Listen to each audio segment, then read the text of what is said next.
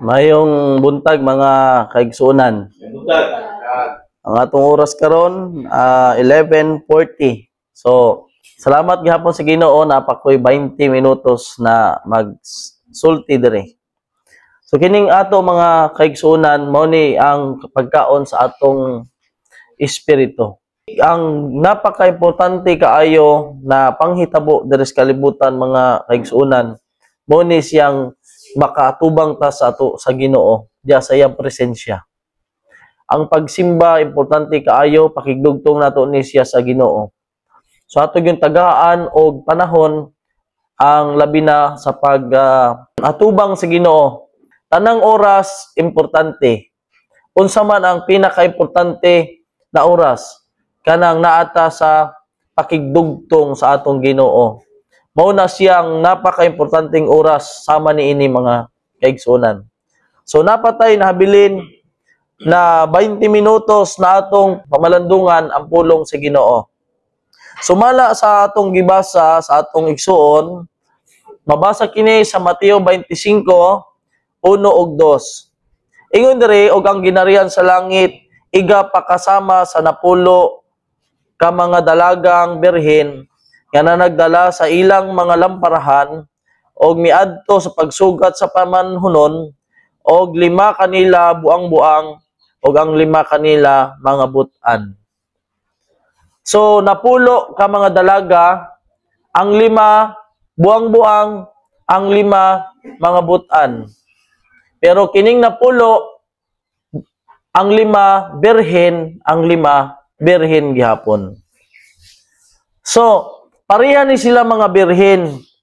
Ang kalahian lang ani mga kaigsunan, ang 5 buang-buang na birhen, ang 5 but-an birhen. Sa may but pa sa but-an ni.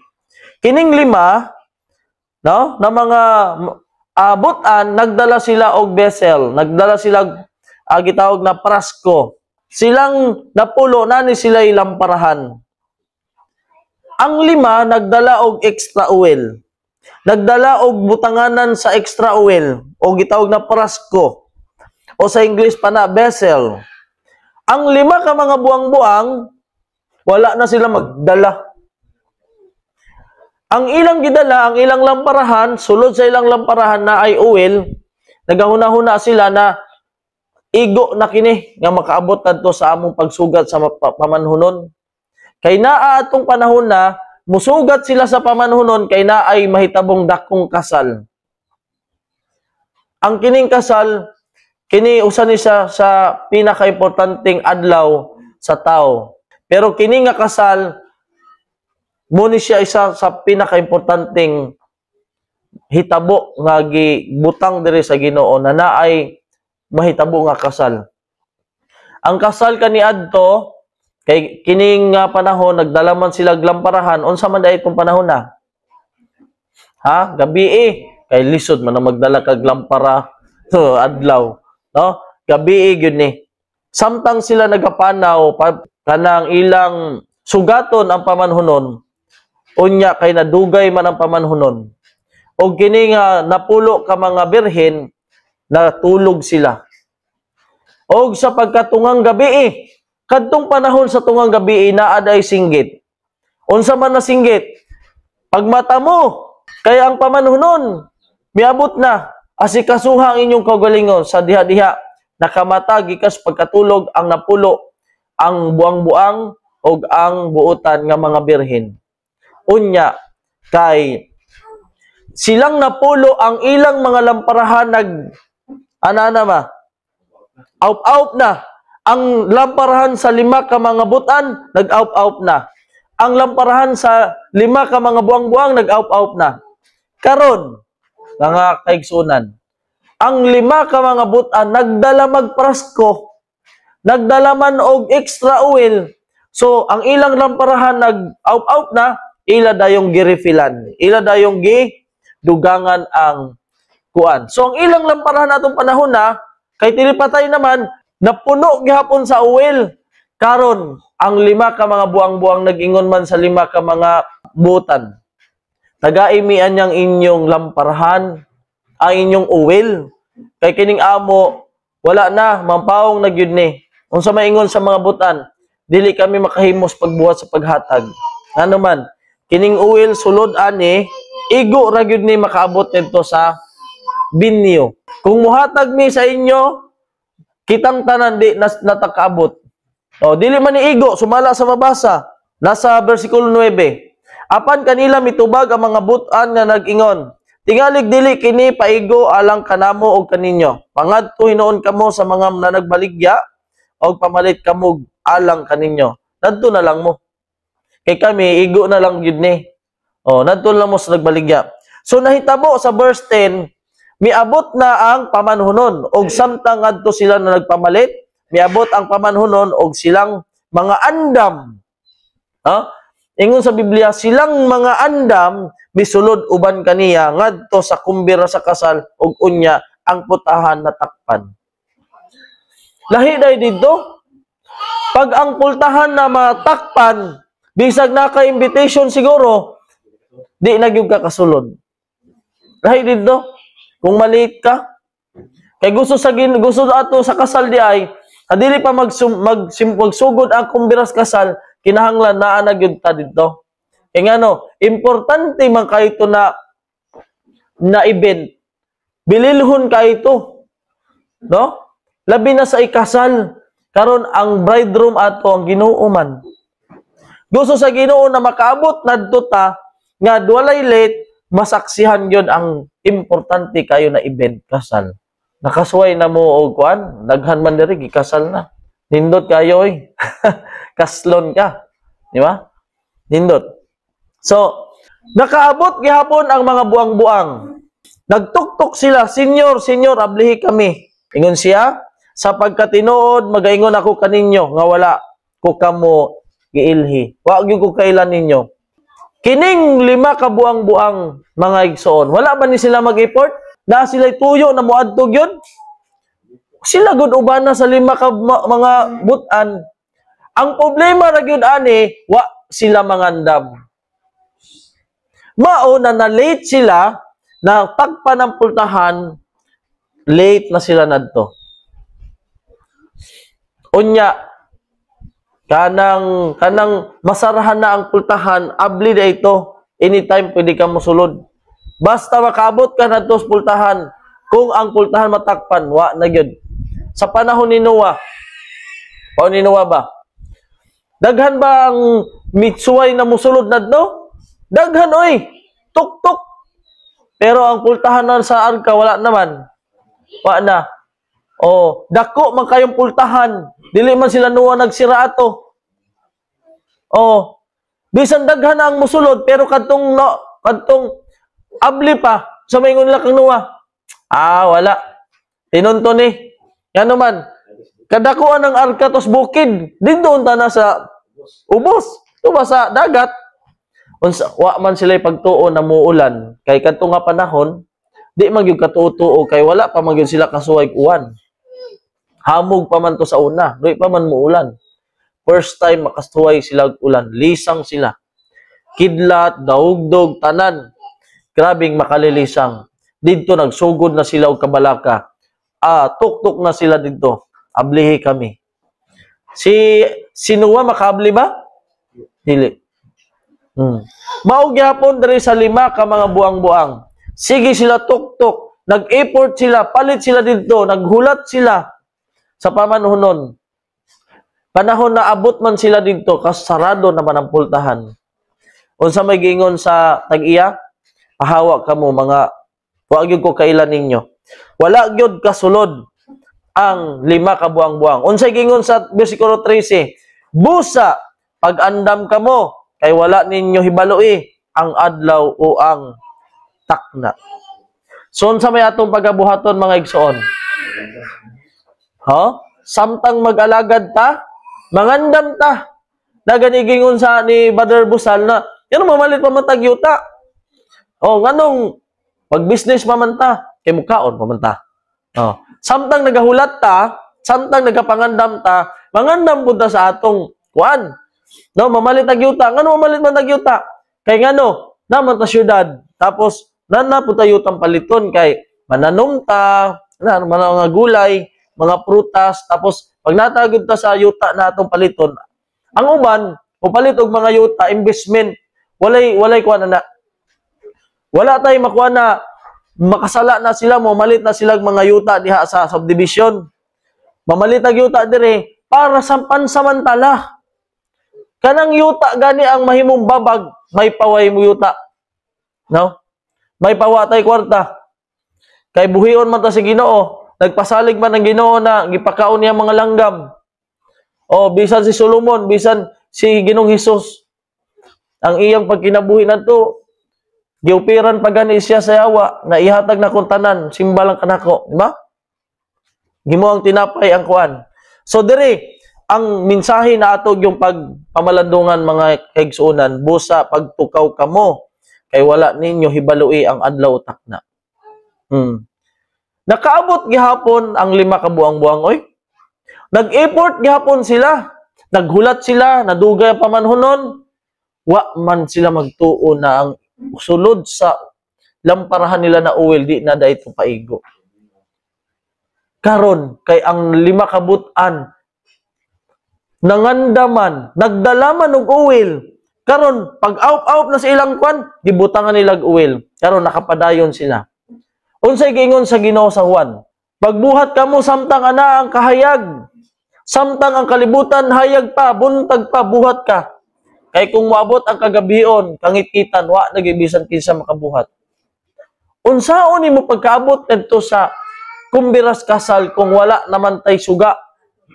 Oh, nakapalit hingga dinuon sila. Miadto gyud, nag-effort gyud. Naggasto gyud, himpalit gyud og uwil para lang yung makaabot. Pag abot nila didto, sa may nahitabo, sarado naman.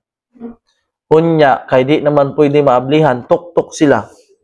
Karon, kining napulo ka mga birhen, nagrepresent ni sa ato, mga 70 Adventist.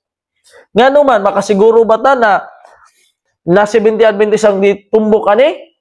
Unsa man ang prueba?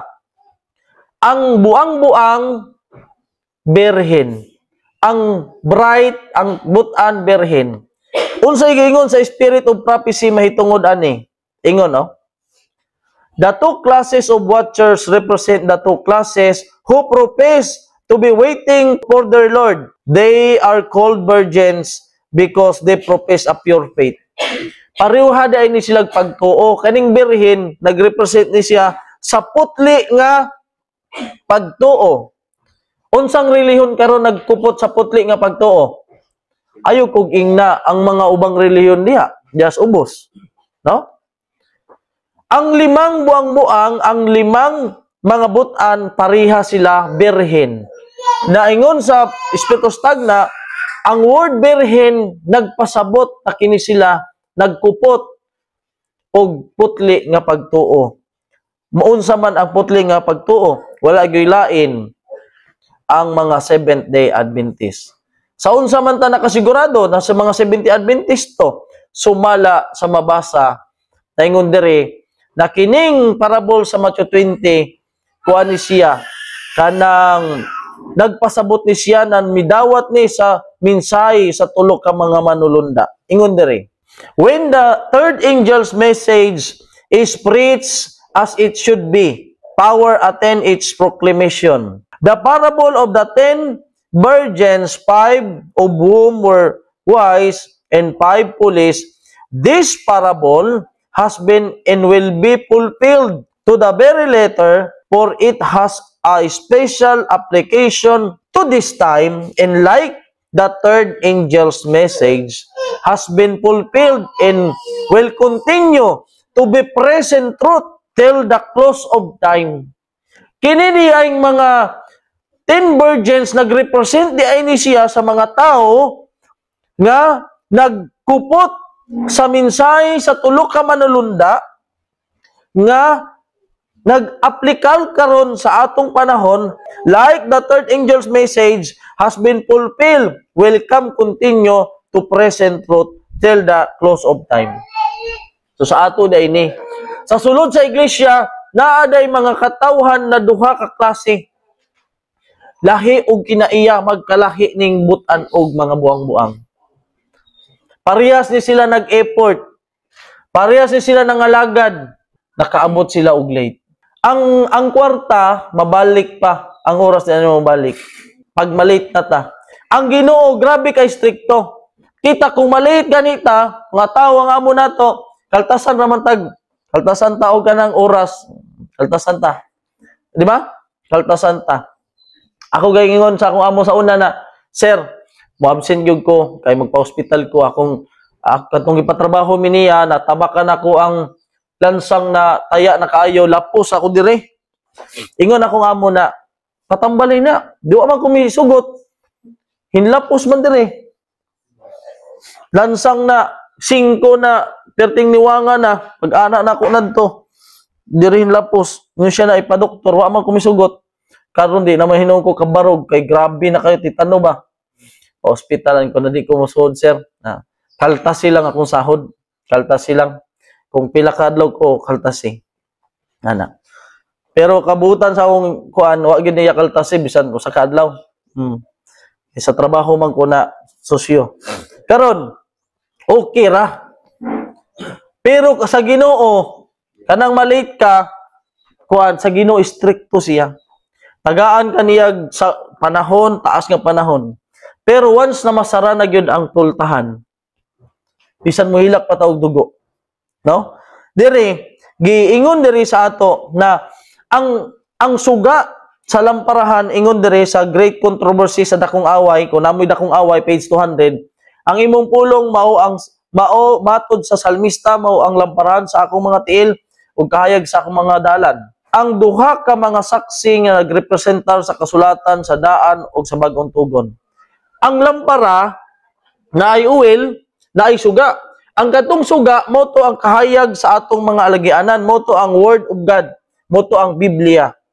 Karon unsa may girepresentahan sa lamparahan, kanang sudlanan sa uwil.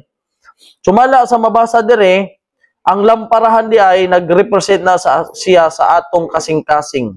Ingon dire, but we are represented as the 10 virgins. Kitang tanan nagrepresent sa 10 virgins. 5 whom were wise and foolish. They profess to be Christians, but half of them have no oil of grace in their lamps, their heart. Ang lamps na nagrepresent sa atong kasing-kasing. Ang oil, asa nagrepresent? Ang oil nagrepresent sa Holy Spirit. Wala man mag-extra oil ang mga buang-buang. Wa kadawat sa balaang espiritu. Unsa man tong programa sa atong komprehensya general, mag-ampog 77, no? Ang atong kasing-kasing muna siya muputos, ma-yield na sa Holy Spirit. So ang karakter aning pulis, langay-langayan. Bisan asa tamukuan sa trabaho gani, sa trabaho, dili ta punctual, una ibanan atong kuan, tapos bad kuan ta sa ato amo. Is late na pud na si kuan. Bisan sa school, bahala na dili ta bright. Basta present yung ka, kaluyan yung ka sa imong kuan. Nami classmate na tunap. Grabe gyud. Ang duha, ang usa grabe ka katugon, si katulog, ang usa naman present perminti, pero bisan sa tulos teacher di bagsak gyud siya perminti, pero pag abot na sa panahon ingon siya, dong pasaunta ka. Pasar ka. Kadtong usa sig tulog, perti man pud barayta, magtudlo pud ang teacher. Di naman siya maminaw kay. So, kibalo naman siya. Bisan sira niya tanan. So, sige lang siya katulog. Mo teacher, pasagdan lang siya, kasabot naman sa gileksyon. So, kadtong usa, bisan dili siya kamao, basta padayon lang siya, kaluyan niya po sa Ginoo. Bahala na, basta nilang malit. Bisan asa ta, kinahanglan, particular yun ang Ginoo sa oras. Nga naman, aynon ang balang kasulatan, ang taong kawatan, dili makadtog langit. Naun samantang mga 70 Adventist makakaawat sa Ginoo, pinaagi sa oras. Itagaan ta si Ginoo 24 oras. Ang 24 oras tungaon sa 3 ka 8. 8 kapag trabaho, unsa man ning 2 ka 8? Ang 8 ka oras pahuway. Kining nabili na 8, asa man nato butang ni. 8 ka oras trabaho ta, matatag alas 6. Uli tag alas 5. Anong oras? Alas 2. Tapos matulog ta, gikan alas 8:30 tay. O matulog ta alas 9, mumatatag alas 6. Pila ka oras? O sabi lang na to, kuha gyud nimo intero 8 ka oras sa tulog, 8 ka oras sa trabaho. Asa man nato nibutang kining 8 ka oras? Makawat man na nato. Nana diha na value of time. Time is gold. Time is gold. Importante gyud ang time. Kung masayang na, di na nimo kabayran, di na nimo mauli. So, ang oras na masayang mga kaigsuonan sa Ginoo, grabe na siya kabugat. Ingon dire, the class represented by the police virgins are not hypocrites. They have regard for the truth. They have advocated the truth. They attracted to those who believe the truth. Ang mga police virgin di ay, dili sila mga hipokrito. Tininuod yun ang ilang pag-alagad. Sila nakasabot sa kamaturan. Sila midawat sa kamaturan. Sila na-attract sa kamaturan ug sa mga tumutuo. But they have not yielded themselves to the Holy Spirit's working. They have not fallen the rock, Christ Jesus, and permitted their old nature to be broken up. This class are represented also by the stony ground. Ang police virgin ay nag-represent siya sa stony ground, hearers. Nga minaw lang. Ang problema raday aning police virgin, no? Na late sila kay kanang na wala sila kabiya sa ilang mga nature, sa ilang bang hilig ba? O, nagsimba. Pero maulagi pag abot sa Ginoo, ang wise and faithful servant maabtan sa Ginoo nagbuhat. Budili gyud malate. So kita atong panangkamutan sa nag-eskwela ta, trabaho ta, o unsa man atong buhaton, di gyud ta malate bisan diri simbahan. Aning gamutan nato na dili ta mapareha aning 10 virgin na nag-effort ang 5 pag abot sa panahon na late sila. Na late siya. So muna siya kay importante. So kinahanglan kuan gyud ta atong iampo sa Ginoo na mapareha ta sa gitawag nga wise virgin. Last na. The professed followers of Christ are in deplorable condition. Kita nga mga tumutuo sa Ginoo ingon nga Seventh-day Adventist natas panahon sa Laodicea, lukewarm. They are not yet in desperate as a threat as were the foolish virgins whose lamps were going out. And there was no time in which to replenish their vessels with oil. Ang foolish virgin ay kanang wala na gyud sila time, nganong wala na may time, late naman sila pag bisa makaabot ka pa dito, late na. When the bridegroom came, those that were ready went with him to the wedding. Kailangan on time gyud. Pag abot sa bridegroom din, ang bridegroom din na muhuwat. Pag moabot na ang Ginoo, di na siya muhuwat. Kay taas naman ang iyang paghuwat. When the foolish virgins came, nung dumating na ang foolish virgin, the door was shut. They were too late to obtain an entrance, but the counsel of the true witness does not represent those who are lukewarm, as in the hopeless case. The question for us to settle is, which class shall we be among, the wise or the foolish? God help us to be among the wise. So gusto sa Ginoo tabangan ta, mapareha ta sa mga wise. Yan naman. Nganong isulti man sa Ginoo na God help us to be among the wise. Bakit ang atong kinabuhi manggod karon? To atas pag kinabuhi sa buang-buang. So muna ang gingon sa Ginoo, God help us, ang Ginoo motabang nato na kita maapil sa mga wise. Unsa man mabag-o ta sa atong pagkinabuhi. Dira kutob maayong udto sa atong tanan. Ang Ginoo magapanalangin kanato. Amen.